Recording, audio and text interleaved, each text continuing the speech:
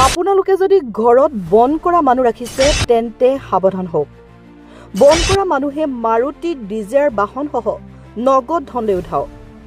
ক'ত ঘটিলে ঘটনা জানিবলৈ চাওক আমাৰ এই প্ৰতিবেদন।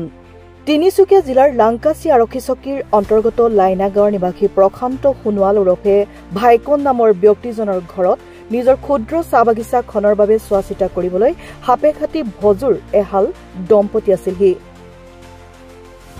উল্লেখযোগ্য বিষয় যে আজি পুৱাৰ ভাগত ঘৰত গৃহস্থ নথকাৰ সুযোগ লৈ ৩০ বছৰীয়া বয়সৰ আকাশ কৰ্মকাৰ নামৰ বন কৰা যুৱকজনে পত্নীক লগত লৈ প্ৰশান্ত সোণোৱাল ওৰফে ভাইকনৰ AS23X 9791 নম্বৰৰ চিলভাৰ ৰঙৰ মাৰুতি ডিজাৰ বাহনসহ ঘৰৰ ভিতৰৰ পৰা নগদ ধন ১ লাখ টকালৈ উঠাও হয়।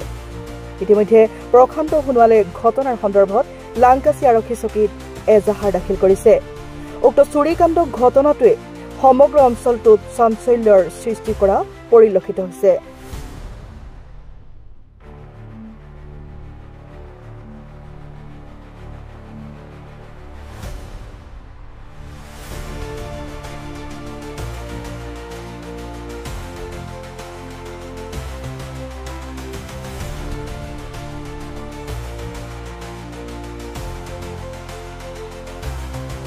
মই গৈছিলোঁ, গাড়ীখন ঘৰতে আছিলে আৰু তাৰপিছত মোৰ লগতো গৈছিলে সি তাৰ বেছি আকাশ কৰ্মকাৰ কাম লগোৱা আমাৰ তাত আছিলে সি।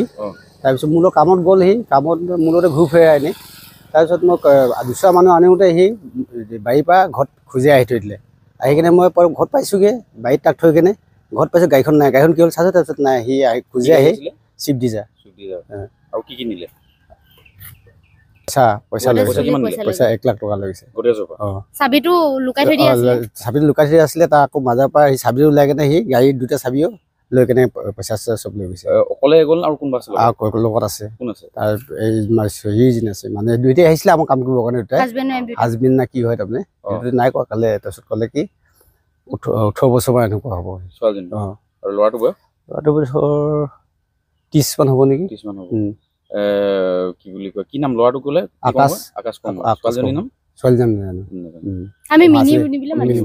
কিমান মানে কিমান সময় ঘটনাটো? এইটো 9:30 মান বজাত। 9:30 বজাত। নগদ ধন 1 লাখ টকা লৈ গ'ল ন? এতিয়া বিচাৰ কৰিলে?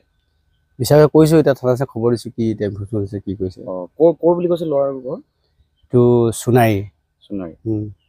গাড়ীখন লোৱা কিমান হৈছিলে আপোনাৰ? আজি 5 বছৰ হ'ব।